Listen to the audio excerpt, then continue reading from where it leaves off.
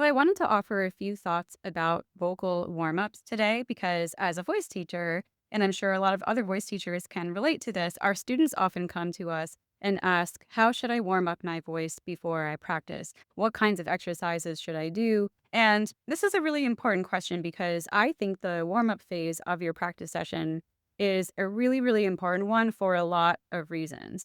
And a lot of people just assume that your warm-up session is to kind of like get the blood flowing, get like the oxygen flowing through your body. All of that is true, kind of waking up the voice. But I think that more importantly, especially those first couple of exercises that you choose to do in your warm up routine, it's really important that we use that time as like an information gathering session about what your instrument is feeling that day, what it needs, what feels accessible to your voice that day, and what points might be feeling kind of sticky. So it's important that your first few vocal warm-ups are very simple patterns and simple sounds that just enable you to like make some sound, right? That's the goal, just to make some sound, see what comes out.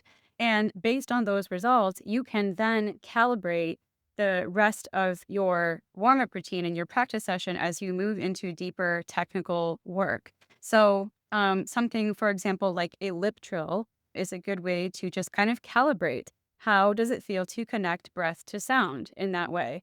Something like a hum opening up to a vowel on a simple 5-note pattern, something like that. Again, how do the different parts of your voice feel making those sounds? So it's important that these sounds not be difficult to make or done at like an intensity level that is too high or a dynamic level that is like too loud or too soft. We're just looking for sort of baseline calibration here. And they should not be technically challenging for you to execute. They should be really, really simple because, again, we want to be able to listen to what our instruments are telling us. And this is really important because often we go into a practice session with our own agenda, right? With our own idea about what we want our voice to sound like. Maybe we have an idea of what kind of repertoire we're going to be working on that day, what the goals are, what the things that we need to improve upon are for, say, the next performance or the next gig or rehearsal or whatever. And that's all good. Like, we should have those things, we should have those goals. You should never just go into your practice session mindlessly.